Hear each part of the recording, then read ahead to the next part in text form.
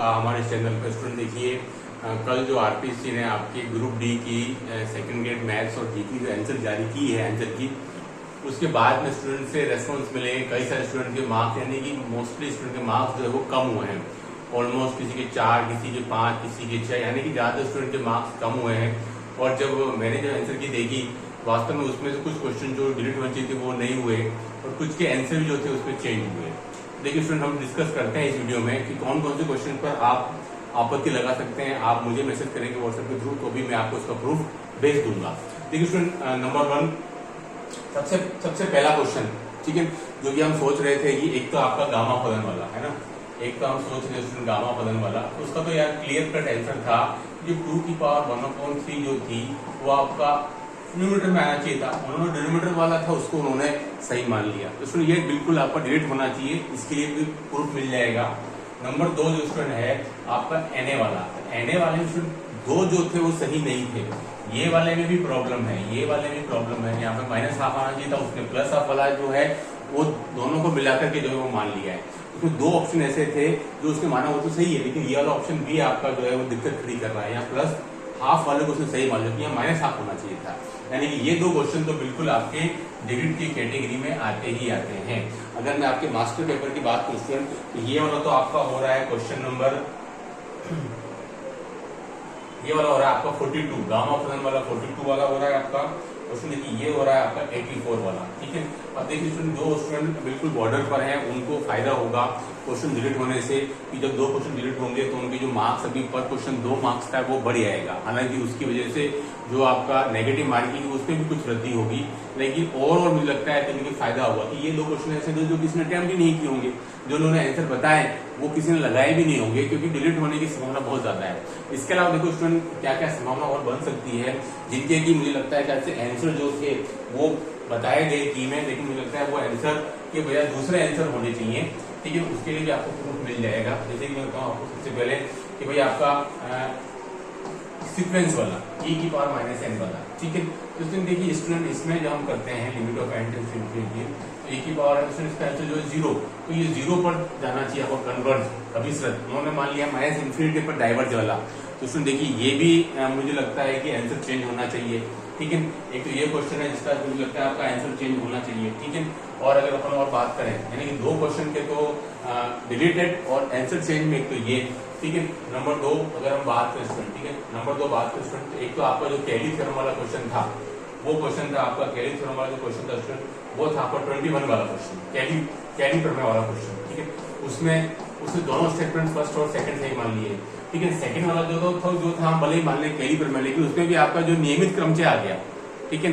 तो भले इसको हम मान लें कि यार वो आउट ऑफ सिलेबस नहीं है, कई बार आदमी से आउट ऑफ सिलेबस को कंसिडर नहीं भी करती है स्टूडेंट, तो भी अगर हम माने कैली प्रमेय के अंदर उसमें नियमित क्रम से समूह आ गया, जो उसमें नहीं आता है ना, रेगुलर प्रमोशन ग्रुप, हमारे सिलेबस में प्रमोशन ग्रुप भी था रेगुलर, लेकिन उससे बड़ा प्रमाण ये है कि Z, प्लस वाला, हमको पता है कि Z, प्लस में 0 के अलावा बाकी सारे एलिमेंट जो होते हैं उनका ऑर्डर जो होता है वो अपरिमित होता है, ठीक है।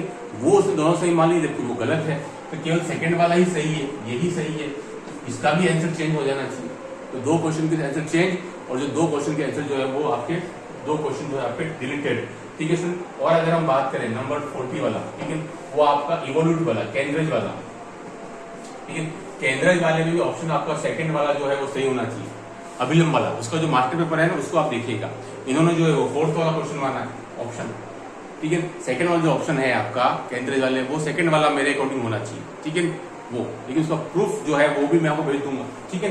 ये वाला सेकंड वाला ऑप्शन सही होना चाहिए, ठीक है। देखो इसमें 3 क्वेश्चन के तो ऑप्शन चेंज और 2 क्वेश्चन डिलीटेड, आप इनमें चाहे तो आपत्ति आप लगा सकते हैं। और अगर इसमें मैं बात करूं तो आपको ये d2y/dx², हालांकि इसको कंसिडर थोड़ा सा मुश्किल है, ये देखिए आपका सेकंड ऑर्डर जो होता है डिफरेंशियल इक्वेशन, उसमें यहाँ उन्होंने केवल x दिया है, यानी कि उसमें पावर 2 नहीं दी, जबकि यहाँ पावर 2 होनी चाहिए, ठीक है। तो प्रिंटिंग मिस्टेक के अकॉर्डिंग ये भी डिलीटेड होना चाहिए, ठीक है, क्योंकि उनको पता है सेकंड ऑर्डर लीनियर डिस्ट्रीब्यूशन में d2y/dx 2 होता है, यानी कि 2 आना चाहिए, उन्होंने केवल x दिया है। अगर आप ध्यान से देखेंगे तो 2 नहीं है, तो भाई 2 नहीं है तो उसके अकॉर्डिंग तो ये उसकी भी फुलफिल पूरा नहीं करता है, क्योंकि ये सेकंड ऑर्डर होता है y∼x, तो इसको भी एज अ प्रिंटिंग मिस्टेक के अकॉर्डिंग इसको भी डिलीट होना चाहिए, ठीक है। तो आप इन सब पर आपत्ति लगाइए डेफिनेटली, ठीक है। आपका काम आपत्ति लगाने का है, आर्टिस्ट जो भी लगेगा कंसिडर करना है, क्योंकि आप अपना काम करिए, ठीक है। तो आरपीसी जो भी लगेगा कि इसमें कुछ अमेंडमेंट करना है, कुछ सुधार करना है, उसमें देखिए डेफिनेटली उसमें सुधार होगा, ठीक है, डेफिनेटली उसमें सुधार होगा। बाकी कुछ क्वेश्चन जो है आउट ऑफ सिलेबस ऐसे आपको लग सकते हैं, लेकिन मुझे उसका मुश्किल लग रहा है आउट ऑफ सिलेबस वाला, क्योंकि कहीं ना कहीं चीजें क्या मिली हुई सी रहती हैं सिलेबस के अकॉर्डिंग, थोड़ा ऊपर नीचे बिल्कुल स्ट्रिक्टली अपन अगर सिलेबस को मान के नहीं चले तो फिर रिजिड ना हो जाए एकदम। बाकी तो आप लगा भी सकते हैं आउट ऑफ सिलेबस वाले के अंदर भी, लेकिन वो सब मुश्किल लग रहा है। लेकिन मुझे 2 क्वेश्चन डिलीटेड और तो 3 क्वेश्चन, इसको तो मैं होता अगर नहीं भी मानूं तो भी आपका जो केंद्रेज वाला हो गया, आपका e की पावर -n वाला हो गया, ठीक है, और आपका z प्लस वाला हो गया, उन 3 को तो आप लगाइए, आपत्ति हो सकता है कि उसके आंसर सेट हो जाए। फिर उधर मेथोडोलॉजी की बात करें तो उसमें आपका जो एक वाला था, एक सहसंबंध वाला था, वो भी मुझे लगता है उसका भी आंसर चेंज होना चाहिए, क्योंकि मैथ्स का सभी सब्जेक्ट के साथ में जो है आपका कोरिलेशन वो एक नहीं होकर के जो उन्होंने जो मान लिया है वो मेरे अकॉर्डिंग गलत है, उसको भी चेंज होना चाहिए। उसमें भी आप जरूर आपत्ति लगाएं। किसी भी मेथोडोलॉजी की अच्छी जो बुक हो आपकी, लाइक हिंदी गद्य अकादमी हो गई या आपका मंगल हो गया, वशिष्ठ हो गया, ठीक है, या कोई अच्छी जो बुक है ऑथेंटिक, वहां से आप उसको ढूंढ करके लगाएंगे तो डेफिनेटली आपको उसका आंसर मिल जाएगा, ठीक है। तो ये 5-6 क्वेश्चन है जो मुझे लगता है कि इनसे उन स्टूडेंट को ज्यादा फायदा होगा जो बिल्कुल बॉर्डर पर हैं और कल की के बाद में वो कुछ स्टूडेंट जो है वो 40% से कम उनके मार्क्स हो गए, क्योंकि बिल्कुल बॉर्डर पर थे, 122, 123, तो 118, 119 पे आके टिक गए, ठीक है। तो वहां पर स्टूडेंट को जरूर फायदा होगा। तो आप वेट ना कीजिए कि भाई वो लगाएगा या फिर ये लगाएगा, आपत्ति आप सभी जो आपत्ति लगाइए, जैसे भी आरपीसी को लगेगा कि ये सही है या ये गलत है, उसके अकॉर्डिंग उसका विस्तारण होगा, और इसीलिए आपसे आपत्तियां मांगी भी गई है, ठीक है। तो जो क्वेश्चन दिख रहे हैं आपको कि यार इसमें कुछ चेंज होना चाहिए, तो डेफिनेटली उसमें चेंज होने की पूरी संभावना है, और आप जो अपनी तरफ से उसका पूरा प्रयास करें, ठीक है। और प्रमाण जो होगा वो मेरे पास जो प्रूफ होगा वो मैं आपको प्रूफ करा दूंगा, ठीक है। इस वीडियो में इतना ही। Do like share subscribe channel. Okay, thanks, बहुत बहुत धन्यवाद।